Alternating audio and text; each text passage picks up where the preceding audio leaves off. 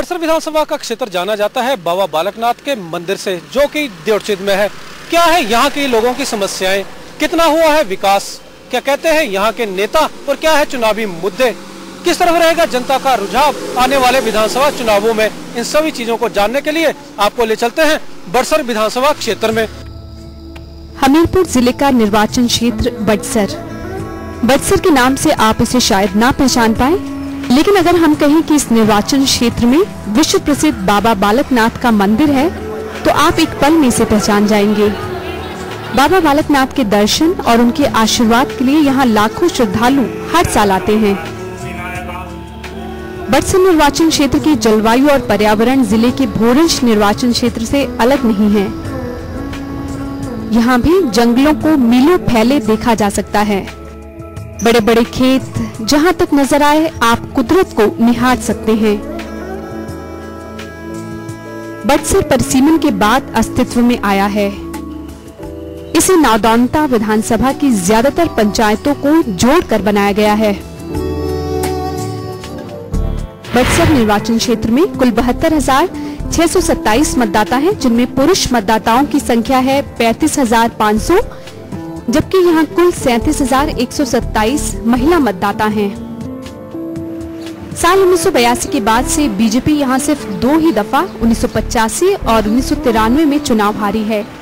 इसके अलावा इस सीट पर बीजेपी का हमेशा से एक छत्र राज रहा है। मौजूदा विधायक बलदेव शर्मा इस सीट पर साल 1998 से काबिज हैं और अब तक कभी चुनाव नहीं हारे। साल 2007 के विधानसभा चुनाव में बलदेव शर्मा ने कांग्रेस प्रत्याशी विद्या कुमारी जार को 15,000 से भी ज्यादा मतों के अंतर से पराजित किया था। बलदेव शर्मा को 25,634 वोट पड़े थे, जबकि कांग्रेस की विद्या कुमारी जार को 10,070 वोट हासिल हुए थे। बड़सर हमीरपुर लोकसभा के अंतर्गत आता है। साल 2009 के आम चुनाव में बीजेपी उम्मीदवार और मुख्यमंत्री धूमल के बेटे अनुराग ठाकुर इस सीट से विजयी निर्वाचित हुए थे। उन्होंने कांग्रेस उम्मीदवार नरेंद्र ठाकुर को 72,000 से भी ज्यादा वोटों के अंतर से पराजित किया था। अनुराग को बड़सर निर्वाचन क्षेत्र से 23,443 वोट हासिल हुए थे, जबकि नरेंद्र ठाकुर को 18,852 मत पड़े थे। खैर, ये तो था बड़सर सीट की राजनीति का मिजाज। अब बात यहाँ हुए विकास कार्यों की। विकास कार्यों का जायजा लेने के लिए हमने सबसे पहले रुक किया इस सीट पर 14.5 साल से काबिज बीजेपी विधायक बलदेव शर्मा का। बीजेपी विकास के मुद्दे पर यहाँ से वोट हासिल करने की पूरी तैयारी में है। बीजेपी विधायक बलदेव शर्मा के मुताबिक शिक्षा संस्थान, सड़कें, समुचित पानी की व्यवस्था, स्वास्थ्य संबंधी सुविधाएं जैसे कई कार्य हैं जो बीजेपी के कार्यकाल के दौरान हुए हैं। जहाँ बात विकास की है, मैंने तो जहाँ मुख्यमंत्री जी के आशीर्वाद से जब से 98 से 2003 में हमारी सरकार बनी और इस क्षेत्र में बहुत ज़्यादा विकास हुआ, मतलब जिसने जमीन जहाँ उपलब्ध हुई हर गांव को सड़क से जोड़ा गया।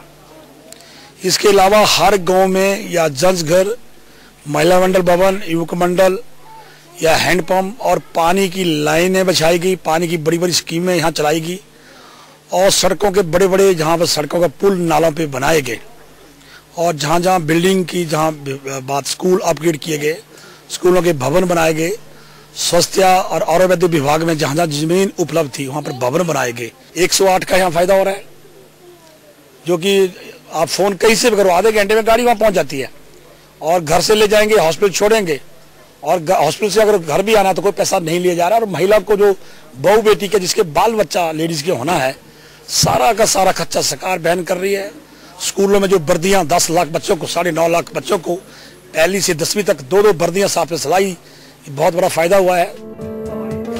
वहीं जब इस दफा चुनावी टिकट के मसले पर बलदेव से पूछा गया तो वो थोड़े तल्ख लेकिन सधे अंदाज में बोले कि मेरी उपलब्धि को देखकर अंदाजा लगा लीजिए कि इस बार किसे टिकट मिलेगा। वैसे बलदेव शर्मा इस इलाके में मुख्यमंत्री प्रेम कुमार धूमल के हनुमान के नाम से भी मशहूर हैं। टिकट तो पार्टी देती है और टिकट की बात तो ऐसा ना, पार्टी टिकट अब आप अंदाजा लगाते 3 बार MLA है, 4200 वोटों से 12,000 16,000 से लीड ली है, लोकसभा में 18,000 की लीड दी है और जनता यहाँ की चाहती है तो जनता टिकट तो वैसे तय पार्टी करती है, उसमें मुझे कुछ नहीं बोलना, पर आप लगा सकते हैं टिकट कैसे चेंज हो सकता है। वहीं बलदेव शर्मा के हाथों 2 विधानसभा चुनाव हार चुकी विद्या कुमारी जार को इस बार कांग्रेस की जीत पर पूरा भरोसा है। विद्या के मुताबिक बीजेपी सरकार ने अपने कार्यकाल के दौरान बड़सर में विकास के कार्य जरा भी नहीं किए। विद्या के मुताबिक इस बार एंटी इनकम्बेंसी फैक्टर जबरदस्त काम करेगा।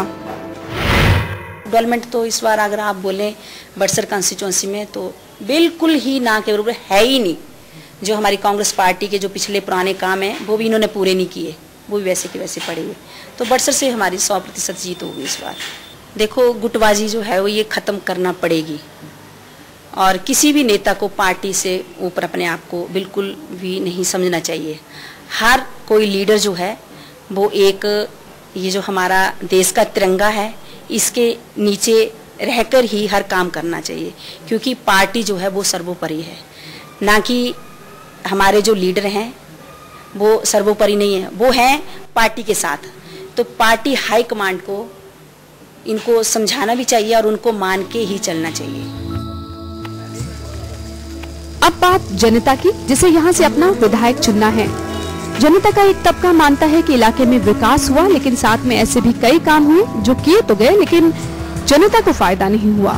मसलन हेल्थ सेंटर बनाए गए लेकिन डॉक्टर कभी कभार ही नजर आते हैं। वहीं दूसरी ओर कई स्थानीय लोग ऐसे हैं जो इलाके को नजरअंदाज किए जाने से खफा है। उनके मुताबिक इलाके में पानी, स्वास्थ्य संबंधी सुविधाओं की कमी है। इसके अलावा ग्रामीण इलाकों की सड़कों का बुरा हाल है। बंदरों ने भी आतंक मचाया हुआ है। कई समस्याएं ऐसी हैं जो पूरी नहीं थी। सड़क रोड को 20 साल हो गए बनी को, अभी तक वो उसमें पक्की नहीं हुई। तो बारिश हो गई थोड़ी यही तो रुड़ गई गाड़ी, तो गाड़ी भी नहीं जा सकती, ऐसे जाना पड़ता है। पहले 2-3 समस्या, बांदरों की समस्या है, फसल होती है उसको तबाह कर देती है। पिछली जो सरकार थी कांग्रेस की, वीरभद्र के मुख्यमंत्री थे, उन्होंने बोला था कि हर घर को रोजगार देंगे। तो उन्होंने हर घर को रोजगार तो क्या केवल 3033 नौकरियां दी, और इस धूमल सरकार ने लगभग 40,000 युवाओं को नौकरियां दी और दूसरे गैर सरकारी में 17,000 नौकरियां दी। प्राइवेट नौकरियां करे करना थोड़ी गुजारे होंगे। सरकारी नौकरी ता जेते ना कोर्स कितो ता कहनी नौकरी दिंदे ते ना जो नौकरियां देने के है ता है टेस्ट रही ते को किछ रही दिता या टेस्ट कह देता है ते ने डिप्लोमे कितु दे अन तदे ना तो टेस्ट रखने की जरूरत ही नहीं कोई भी। हमारा जो बरसर टू सातलाई रोड है वहाँ पर तो जो है वो खड्डे पड़े हुए हैं, वहाँ पर गाड़ी चलना ठीक नहीं है। वहाँ पर 5 स्टेटों के लोग गाड़ियाँ आती हैं और बाबानाथ जाती हैं, लेकिन वहाँ सड़क का बहुत बुरा हाल है। गर्मियों में बहुत मतलब गर्मी होती थी तो लोगों को पानी की समस्या होती है। तो हमारी जो भारतीय जनता पार्टी है, इन्होंने घर घर मतलब हर एक गांव में जाके हैंडपंप लगाए, एक नहीं 10, 5, 4 हैंडपंप लगाए। तो ये धूमल जी की देन है। दूसरा, सड़कों का जाल हर एक गाँव में इन्होंने मतलब सड़कें बनवाई जी। हमारे बिहार में बना एक हेल्थ सेंटर, तो उधर तो वैसे मैं बीएमओ साहब से बात भी की थी कि अगर कोई दवाई देता भी, इंजेक्शन कोई मिल भी जाता है अंदर से, तो सुई नहीं बोलते, सुई नहीं है, सुई बाहर लगाओ। बाहर लगाएंगे तो प्राइवेट डॉक्टर बैठा होता है, कभी दुकान बंद होती है, मरीज कहाँ जाएगा। बलदेव शर्मा ने हमारे गाँव में बहुत विकास करवाया।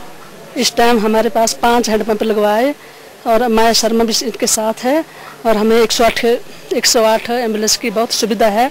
हमारी महिलाओं के लिए हमें बहुत फायदा है उससे। सड़कें कच्ची हैं और जैसे बरसात का मौसम है, पानी की पीने की बहुत ज़्यादा समस्या होती है यहाँ पर। आजकल इतना गंदा पानी आता है कि लोग बरसात के दिनों में ज़्यादातर मच्छरों और पानी की वजह से पीलिया जैसी बीमारी से ग्रस्त और मलेरिया जैसी बीमारियों से ग्रस्त हो रहे हैं लोग। धूमल सरकार ने मुख्यमंत्री कन्यादान योजना चलाई है, जिससे कि गरीब महिलाओं की कन्याओं को 10,000 या 11,000 की जो राशि दी जाती है उससे काफ़ी मदद मिलती है। इन्होंने मदर टेरेसा योजना चलवाई है, जिससे कि एससी परिवार के लोगों को और उनके बच्चों को पढ़ाई के लिए जो खर्चा मिलता है उनसे भी उन्हें बहुत योगदान मिलता है। सभी टब्बरदार बुढ़े जो पालन कि बच्चे जो पालन बड़ी मुश्किल ना ये वोटा ताई जा रहे हैं, वोटा लगी पौधे पैर मन नहीं, बस जी असं ये करेंगे वो करेंगे, फिर कोई पूछता ही नहीं है। फिर तुम ज्यादा बोल रहे थानी जी वोटा नहीं बनते है MLA कि प्रधानमंत्री, जवाब नहीं देता। एनआईटी के निदेशक विनोद ठाकुर भी इसी निर्वाचन क्षेत्र से बीजेपी की टिकट के प्रबल दावेदार माने जा रहे हैं। विनोद का नाम धूमल के करीबियों में शुमार होता है। एनआईटी हमीरपुर से जब मैंने इंजीनियरिंग की उसके बाद समाज सेवा में जुड़ा हूँ। मुझे अपना मानना ये लगता है कि हम पंजाब से बहुत करीब हैं।